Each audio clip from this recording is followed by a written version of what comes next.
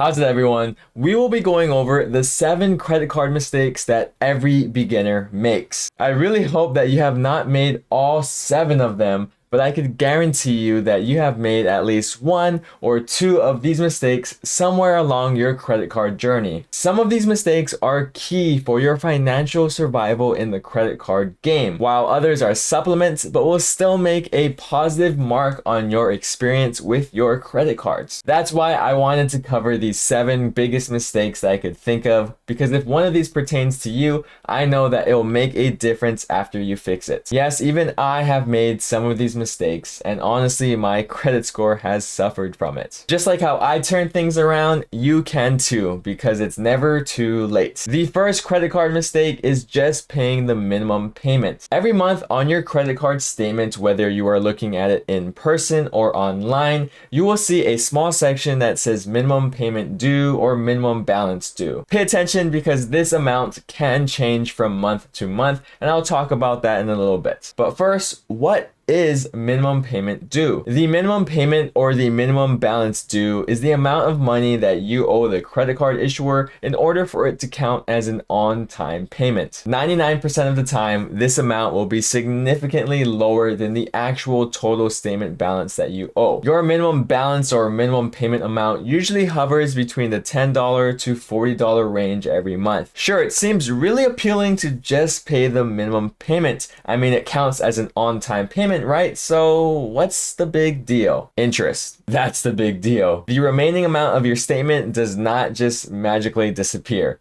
No.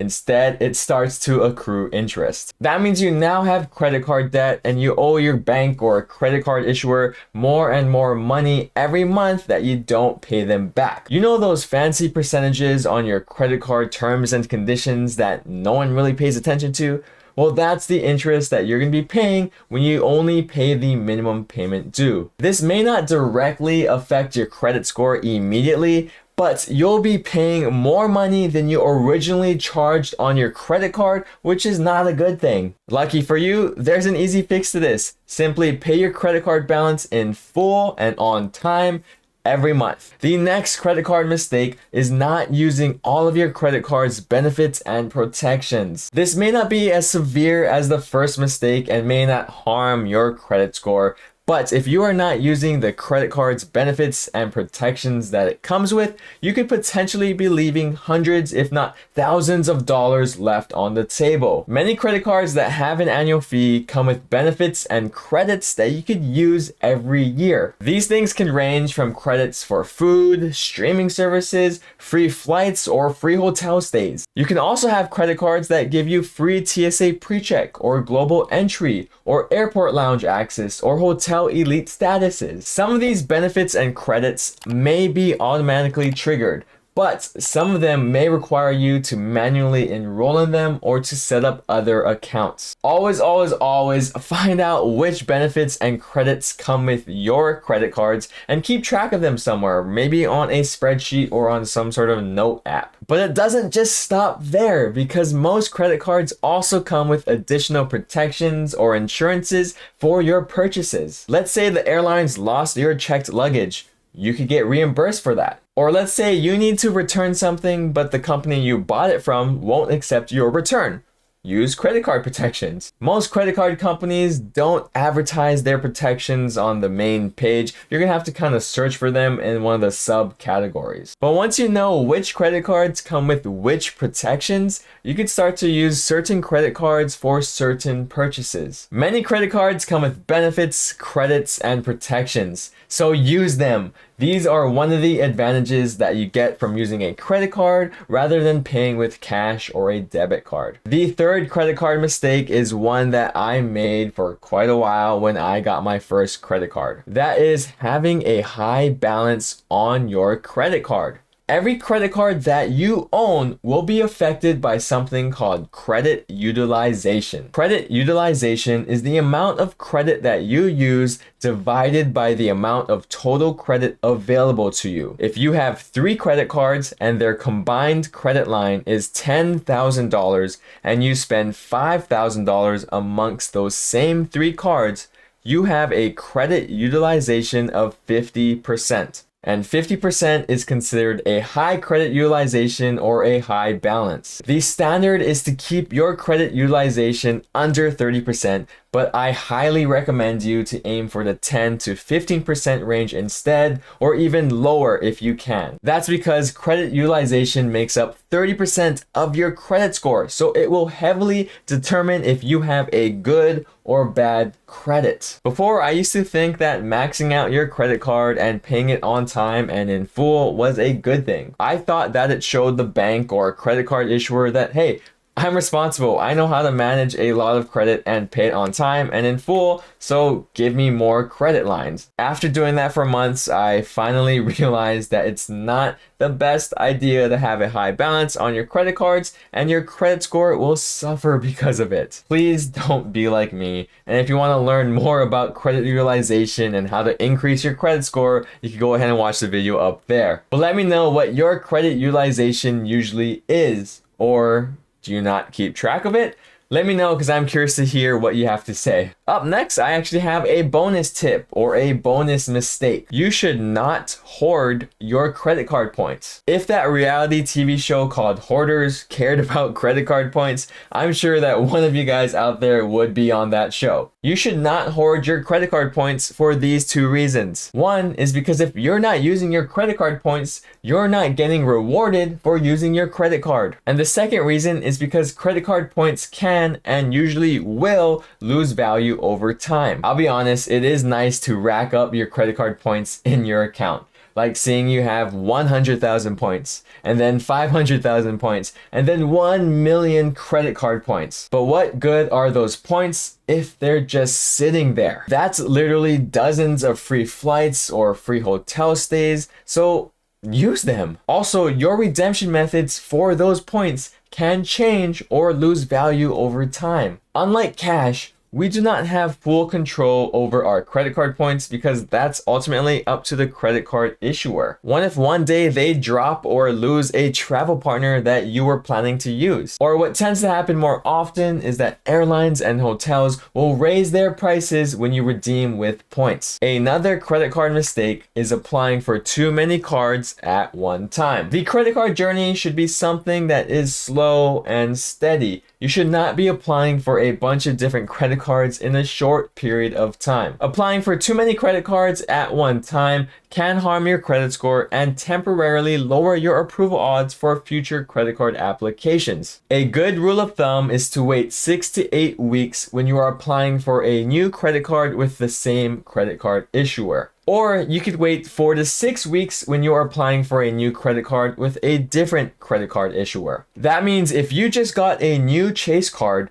you should wait 6 to 8 weeks before you apply for another Chase card. But if you want a Discover, Amex, or any other card from another credit card issuer, you could wait just 4 to 6 weeks. The next credit card mistake is another major mistake that will have a huge impact on your credit score, and that is not paying your credit card bill on time. I would say that this is one of, if not the most important thing that you should do with your credit card. Make your credit card payments on time. Do not miss a payment and do not make a late payment. Earlier, I talked about the importance of paying the total statement balance and not just the minimum payment or the minimum balance due. Although that's a bad thing, it's not nearly as bad as missing a payment completely or making a late payment. If you can't afford to pay off the total statement balance at the end of the month, at least pay the minimum payment due on time. I personally think that it's harder to fix a missed or late payment than it is to recover from carrying a balance on your credit card. That's why I highly suggest setting up automatic payments on each and every one of your credit cards. I set all of my automatic payments to pay off the total statement balance every month, but it's okay to have it just pay the minimum payment due. Setting up automatic payments should be automatic when you get a new credit card. The sixth credit card mistake is not choosing a credit card that fits your lifestyle. This mainly pertains to those premium travel cards that you probably can't afford, but also you don't want to get a credit card that doesn't serve a specific purpose for you. Credit cards are a financial tool that should be giving you value. They should not be taking away value or money across the long run. If you can't afford the annual fees of a credit card or won't use the benefits or credits or protections, then don't get it. Usually cards like the Amex Platinum card or the Chase Sapphire Reserve card come to mind when it comes to cards that aren't meant for everyone. These types of credit cards are geared for a specific type of consumer with specific spending habits and specific types of lifestyles. If you do not fit into their target demographic or target audience, it's okay. Having a certain credit card does not make you cooler or better than anyone else, unless you have the black card. That's different. Make use of the credit cards that are geared for you and give you value. If you don't like to travel or don't travel often, then maybe you shouldn't get a travel credit card. Or if you never buy food or groceries for some reason, then don't get a card that's good for those things. Once you use cards that are catered towards your specific spending habits and lifestyles, I promise you, you're gonna see a positive difference in the value that you will be receiving. I'm feeling extra nice, so here's my second bonus tip or bonus mistake in this video. Not hitting the minimum spend requirement. Most credit cards come with a sign-up bonus in the form of points, bonus reward categories, or statement credit. But in order to hit the sign-up bonus, you're going to have to spend a certain amount of money within a certain period of time. Depending on the type of credit card that you are getting, you may need to spend a few $100s up to a few $1,000s across the range of 3 to 6 months. And whenever you are applying for a credit card with a sign-up bonus,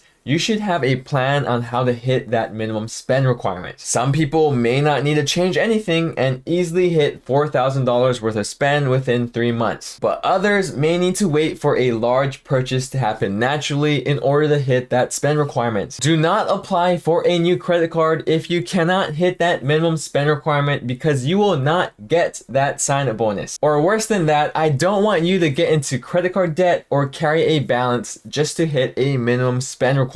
The last credit card mistake that I see is not requesting credit line increases. Receiving credit line increases will not only boost your spending power, but will also help increase your credit score. Remember how I talked about credit utilization earlier in the video? Well, if you have more total available credit to you, you could get a lower credit utilization, which will increase your credit score. Most credit card issuers will automatically increase your credit line or your credit limit. But this may take years for it to happen and will not boost your credit line by a significant amount. That's why I highly recommend requesting a credit line increase yourself. You could do this by calling or chatting with a customer representative, or some credit card companies allow you to manually do it yourself within your account. I did make an in-depth video about increasing your credit line if you wanted to learn more about that topic. But why wait to let the credit card issuer help you out when you could just do it yourself when you want to? Take matters into your own hands and get those higher credit limits that you deserve. That's all the credit card mistakes that I have for you today. Did you make any of those mistakes in the past, or are you doing any of these now? It's sad that schools don't really teach you these mistakes, and sometimes you don't find out until it's too late. Thank you for educating yourself by watching videos like these on YouTube. Give yourself a pat on the back. You are already leagues ahead of people who aren't finding out these things for themselves. And if you want to continue learning more and boosting your financial education, go ahead and subscribe down below. You could also watch this video here about the best banks available, so that way you could get a higher interest rate or use unique features that your current bank does not have to offer. Or you could just watch this video instead. Other than that, thank you guys so much for watching, and I'll see you in the next one.